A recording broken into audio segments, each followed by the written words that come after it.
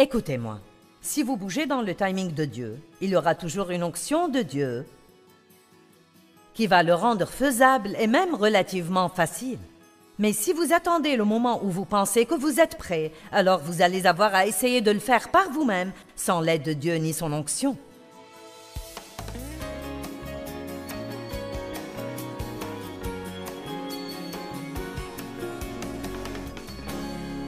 Un de mes buts est de nous aider, chacun de nous, à arriver au stade où nous avons l'esprit tourné selon Dieu, où nous avons vraiment la révélation que Christ vit à l'intérieur de nous, que nous sommes la maison de Dieu. À chaque fois que nous entendons ça, nous devrions dire « Je suis la maison de Dieu ». Colossiens 1, 27 dit « La glorieuse richesse de ce mystère, c'est Christ en nous, l'espérance de la gloire. » Je crois que Jésus est venu vivre en nous parce que nous n'avons aucune chance d'espérer vivre la vie qu'il veut que nous vivions si sa présence n'est pas en nous en permanence pour nous fortifier, nous enseigner, nous donner la sagesse, nous donner la force de faire ce qu'il nous demande de faire. Amen. Donc je vous demande juste de dire que nous allons faire un peu de ménage à la maison.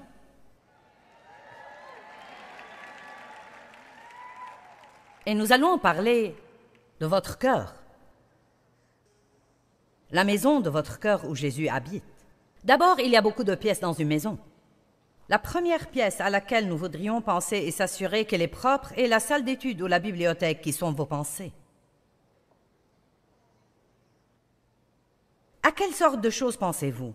Et si vos pensées étaient soudainement réalisées en un film où tout le monde pourrait voir ce qu'il y a là-dedans?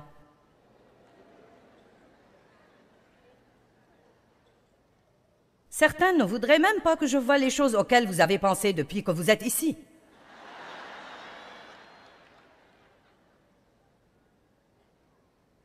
Eh bien, je me demande combien elle a payé pour la bague qu'elle porte. Espèce de petit curieux, quelqu'un me l'a offerte.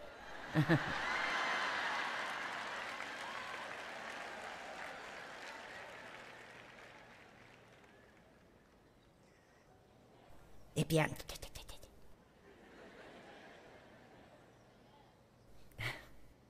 Qu'est-ce qui se passe dans votre tête? La Bible dit que si vous détestez votre frère, c'est comme si vous le tuez. Elle dit également, si vous désirez une femme, c'est comme commettre l'adultère. Pensez-vous honnêtement, homme ou femme, que vous pouvez aller sur votre lieu de travail et avoir toutes sortes de pensées lascives concernant quelqu'un qui est là et jouer avec quelque chose comme ça dans votre esprit et que ça ne vous causera jamais de problème? Dieu sait ce que vous pensez. Il est attristé par ce genre de choses. Philippiens 4 dit « Au reste, frères, que tout ce qui est vrai, honorable, bon, juste, pur, aimable, vertueux et digne de louange soit l'objet de vos pensées. » 2 Corinthiens 10 dit « Car les armes avec lesquelles nous combattons ne sont pas charnelles, mais elles sont puissantes devant Dieu pour renverser des forteresses. » Nous renversons les raisonnements, les imaginations et toutes les choses prétentieuses qui s'élèvent contre la connaissance de Dieu. À chaque fois que nous entendons ça, nous devrions dire « Travaillons à penser aux choses auxquelles Dieu voudrait que nous pensions. » Quand vous vous surprenez à penser à quelque chose qui n'est pas de Dieu, et le Saint-Esprit vous en convaincra si vous lui en faites la demande, dites vite « Oh Dieu, je suis désolé. » Parfois, une pensée peut traverser notre tête et nous pensons « Mon Dieu, suis-je au moins sauvé ?» Mais le diable est capable d'interférer dans nos pensées. Ce ne sont pas vos pensées jusqu'à ce que vous les preniez et les méditiez. M'avez-vous entendu? L'ennemi peut mettre une mauvaise pensée dans votre esprit. Vos pensées sont un champ de bataille.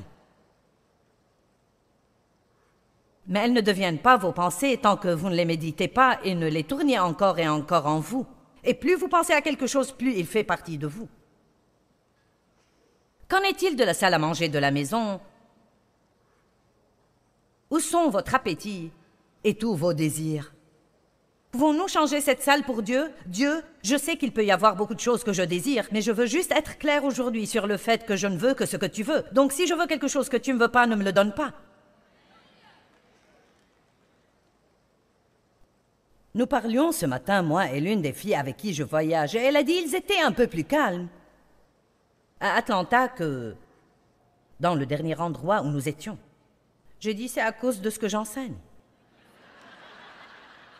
C'est un message où tu grognes d'abord et tu cries plus tard.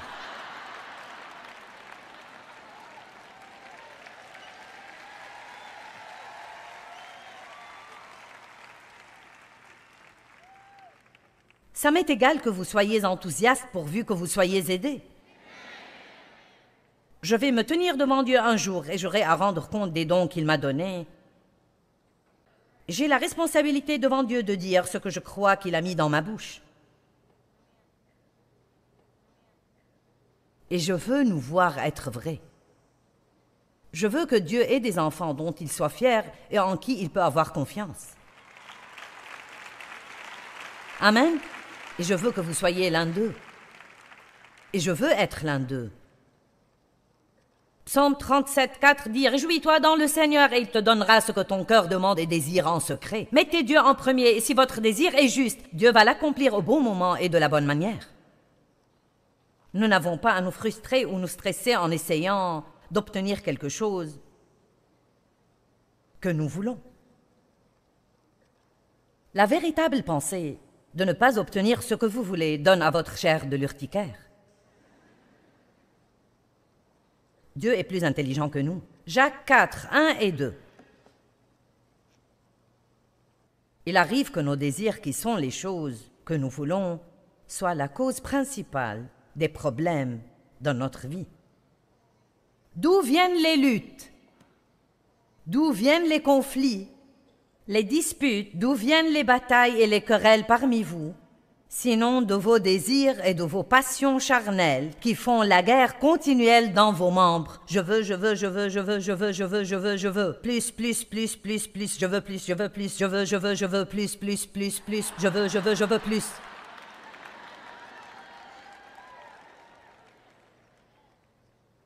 Vous êtes jaloux et vous convoitez ce que les autres ont. Et vous ne possédez pas, donc vous devenez meurtrier. Parce que haïr, c'est être meurtrier chaque fois que votre cœur est concerné. Et vous savez, peu importe. Disons que vous êtes célibataire et que vous avez été seul plus longtemps que vous ne voulez l'être. Et vous avez eu à assister au mariage de 5 de vos amis les 2 dernières années. Et pour dire vrai, tout au fond, à l'intérieur, vous avez un petit ressentiment là et une petite jalousie et une petite attitude. Bien, vous feriez mieux de faire attention. Dieu veut que nous soyons heureux quand les autres sont bénis. Il veut que nous ayons confiance qu'il fera la bonne chose pour nous au bon moment. Donc Jacques dit, vous ne possédez pas parce que vous ne demandez pas. Parce que vous ne demandez pas. Si vous voulez quelque chose, demandez-le à Dieu. Mais s'il ne vous le donne pas, c'est parce qu'il a quelque chose de meilleur en tête et que vous n'êtes pas encore assez intelligent pour le demander. Nous n'avons même pas à être fâchés parce que nous n'avons pas ce que nous voulons. Parce que, honnêtement, si ce que nous voulons est ce que Dieu veut, il n'y a pas de démon qui peut le retenir loin de vous. J'ai dit, si ce que vous voulez est ce que Dieu veut, il n'y a pas de démon en enfer qui peut vous empêcher de l'avoir. Vous n'avez pas besoin de vous épuiser à chasser le diable. Vous obéissez à Dieu, soumettez-vous à Dieu, résistez au diable et il fuira. Dans notre soumission à Dieu, nous résistons vraiment au diable. Et je ne dis pas de ne pas prendre autorité sur lui. Un ordre dit à voix haute et extraordinaire. Jésus a dit, passe derrière moi, Satan. J'ai hurlé contre les démons en pensant que le diable était mon problème et je n'ai obtenu qu'un mal de gorge.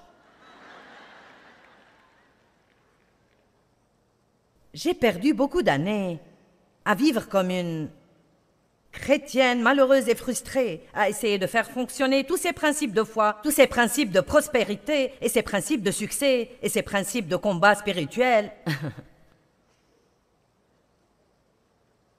pour réaliser finalement que si c'était juste et que j'y étais prête et que c'était le bon temps, je n'allais avoir aucun problème à le faire. Super, il y en a 10 qui me croient.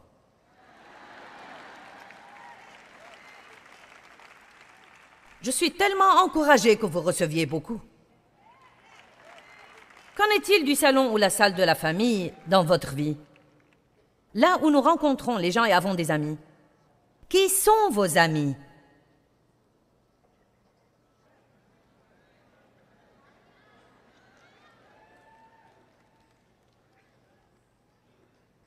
La Bible dit de ne pas sortir avec des gens en colère. Il est dit qu'un chrétien ne devrait jamais manger avec un autre chrétien coupable d'avidité.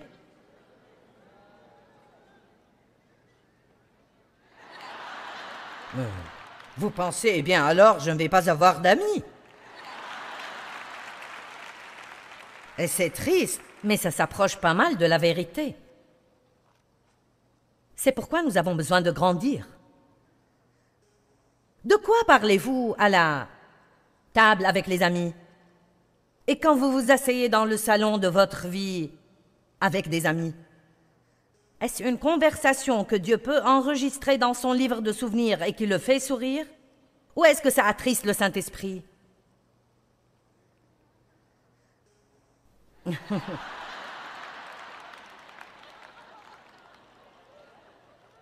Eh bien, parlez de la parole de Dieu.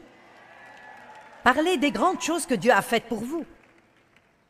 Je vous dis quelque chose d'amusant. Mettez ensemble un groupe de gens et soyez créatifs sur les moyens d'aider les autres.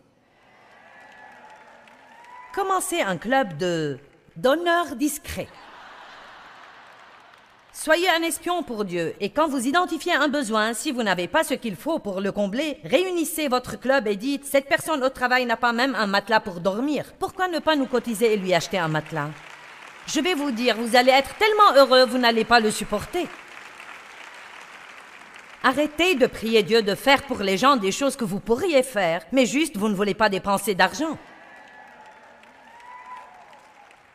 Arrêtez de prier Dieu de faire des choses pour les gens que vous pourriez faire facilement, mais vous ne voulez pas dépenser d'argent ou le temps ou l'effort.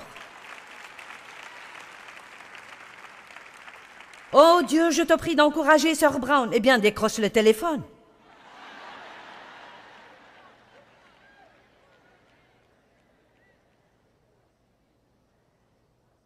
Bien Dieu, je te prie que tu aides cette mère célibataire au travail. Elle est sur le point de craquer parce qu'elle n'a jamais de temps pour elle. Va garder ses enfants une soirée et dis-lui de sortir.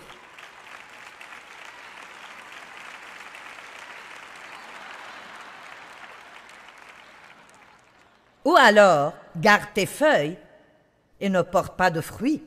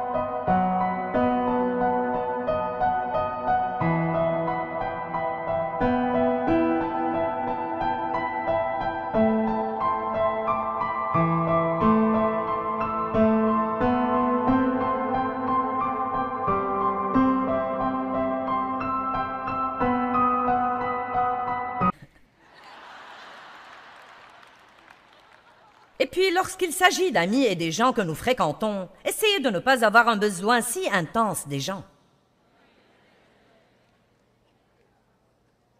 Ne vous laissez pas entraîner.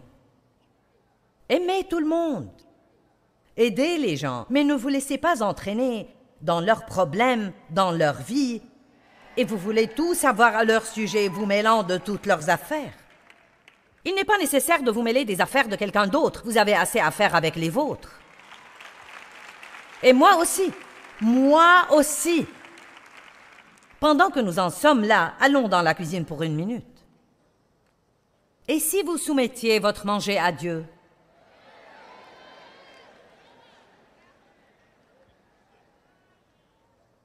Ne me faites pas descendre d'ici et vous attraper. Eh bien, Dieu ne s'intéresse pas à ce genre de choses.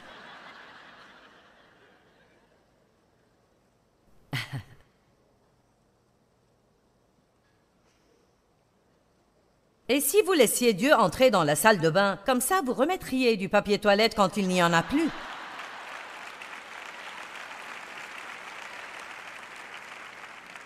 J'ai raconté une petite histoire dans une autre réunion sur comment je suis allée aux toilettes chez mon esthéticienne et j'ai fini le papier toilette et j'ai eu l'impression que Dieu voulait que je prenne le temps d'en trouver d'autres dans un tiroir quelque part. Et donc je cherche dans les tiroirs et je remets un rouleau, je l'ai pris et je l'ai posé sur le dessus du truc. Et j'ai pensé, pas besoin de le fixer, la prochaine personne peut le faire. Et il a dit, mets-le dans le distributeur.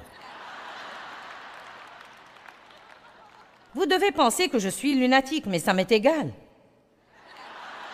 Laissez Dieu entrer dans tous les domaines de votre vie. S'il vous dit de remplacer le rouleau de papier toilette, vous le remplacez. S'il vous dit de remettre le chariot de supermarché à sa place, vous le faites.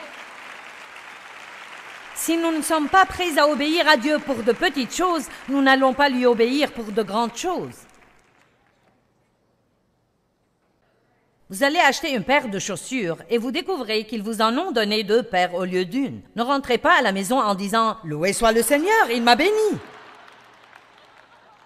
Vous n'allez pas leur voler des chaussures.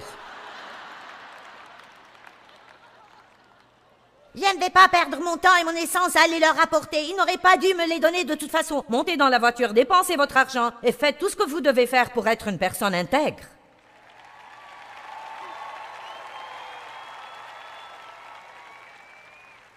Et si vous invitiez Dieu dans la salle de travail de votre vie, faites-vous quelque chose avec votre vie qui porte des fruits?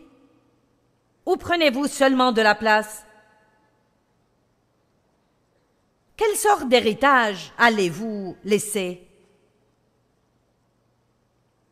L'année dernière, en décembre, mon seul parent, mon frère, est mort dans un immeuble abandonné. Le plus triste, c'était que quand ils m'ont envoyé ses effets personnels, tout tenait dans une petite enveloppe de 8 cm et demi sur 11, et il est resté encore beaucoup de place. Ses effets personnels, ce qu'il restait de sa vie. Quel triste gaspillage! Il a eu des opportunités, mais il n'était pas responsable. Il avait beaucoup de problèmes, drogue, alcool, mauvaises relations, dettes, toutes sortes de choses. Il a vécu avec nous pendant 4 ans, nous l'avons aidé. Il s'est remis sur pied.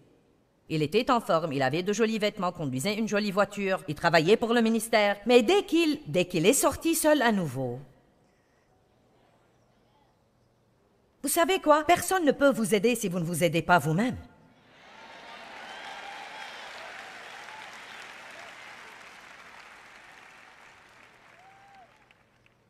Vous devez apprendre à faire ce qui est juste quand personne ne regarde, parce que Dieu regarde toujours. Dieu était dans la salle de bain avec moi et dans ce supermarché avec moi. Il savait qu'ils ont coincé avec les chaussures un porte-monnaie que je n'avais pas payé. Et il m'a incité à le ramener et le vendeur était stupéfait. Les gens devraient être stupéfaits par nous. C'est un bon moment pour porter une croix autour du cou. Est-ce que je touche quelqu'un aujourd'hui? Nous sommes la maison de Dieu. N'attristez pas le Saint-Esprit en passant toute la semaine au travail à faire des commérages sur vos collègues et en allant à l'église avec votre rictus à l'arrière de la voiture.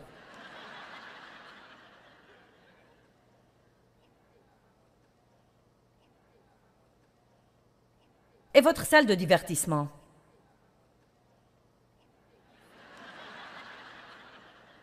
Avez-vous laissé Dieu voir vos films?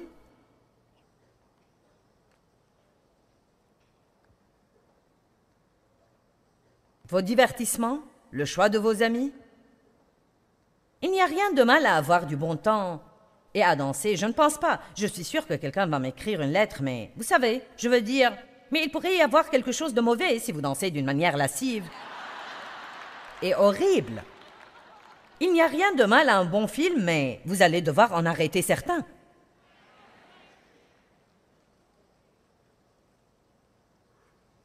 Il n'y a rien de mal à jouer à des jeux, mais je ne pense pas que quelqu'un ait besoin de parier et perdre tout son salaire à cause de mauvaises habitudes de quelque sorte. Souvent dans le passé, parce que les chrétiens ne pouvaient pas se contrôler, ils ont fait des lois contre tout. Et puis ce qui finit par arriver, c'est que plus personne ne veut devenir un chrétien parce qu'il pense qu'on ne peut rien faire. Vous avez seulement à choisir ce que vous pouvez faire et ce que vous ne pouvez pas faire. Et nous devons glorifier Dieu dans nos divertissements, dans nos habitudes alimentaires, dans nos habitudes de dépenses, et avec qui nous sortons, nous devons l'inviter dans toutes les pièces de notre vie. Qu'en est-il de votre chambre à coucher?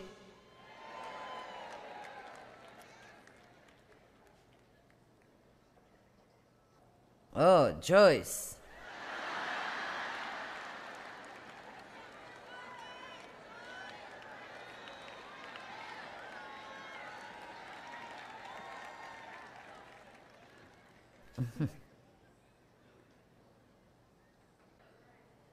Qu'en est-il de votre vie sexuelle?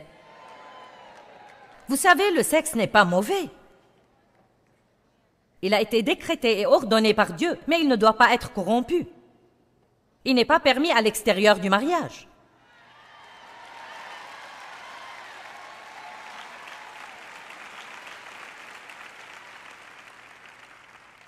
Maintenant, s'il vous plaît, n'éteignez pas votre télévision.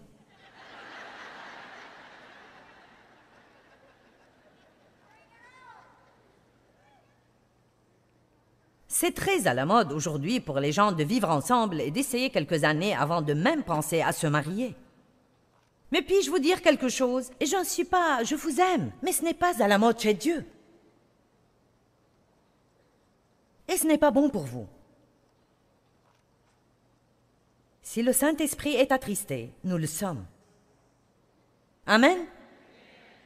Et il y a beaucoup de gens qui se disent chrétiens et qui ont des comportements comme cela. Écoutez, nous sommes dans le monde, mais pas du monde. Nous ne sommes pas meilleurs que le monde, nous n'avons pas à agir comme si nous étions plus saints que les autres. Mais nous devons être dans le monde et être qui nous sommes afin d'être une lumière dans les ténèbres. Et nous n'avons pas besoin d'être religieux, nous devons porter de bons fruits, l'amour, la joie, la paix, la patience, la bonté, la gentillesse. Vous prenez ce pécheur avec qui vous travaillez et vous commencez à être bon avec lui. Pourvoyez à certains de ses besoins, priez pour lui. Vous serez stupéfait de ce qui arrive. Le lit du mariage doit être gardé, sain et non souillé.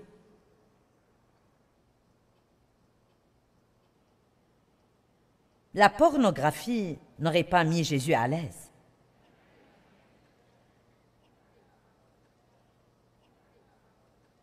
Et alors que nous approchons de la conclusion, qu'en est-il du grenier, du sous-sol ou des placards de votre maison?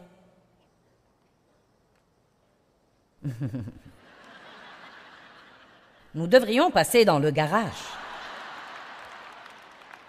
Parce que c'est habituellement l'endroit où nous cachons toutes les vieilles choses qui restent de notre ancienne vie.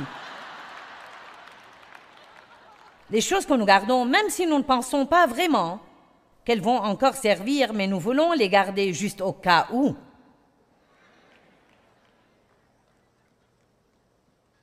Même après que Dieu se soit sérieusement occupé de moi concernant l'auto-apitoiement, parce que je passais beaucoup de temps à m'apitoyer sur moi-même. Il a dit, tu ne peux pas t'apitoyer sur toi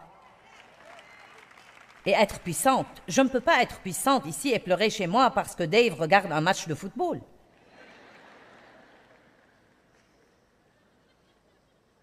Mais même après avoir officiellement abandonné la pitié de soi,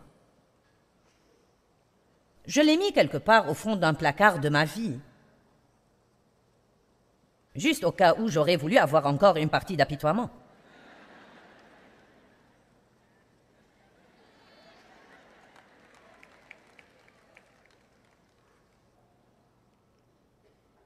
Et si on se débarrassait de tout ce qui ne plaît pas à Dieu? Que gardez-vous qui doit partir? Faisons un ménage approfondi.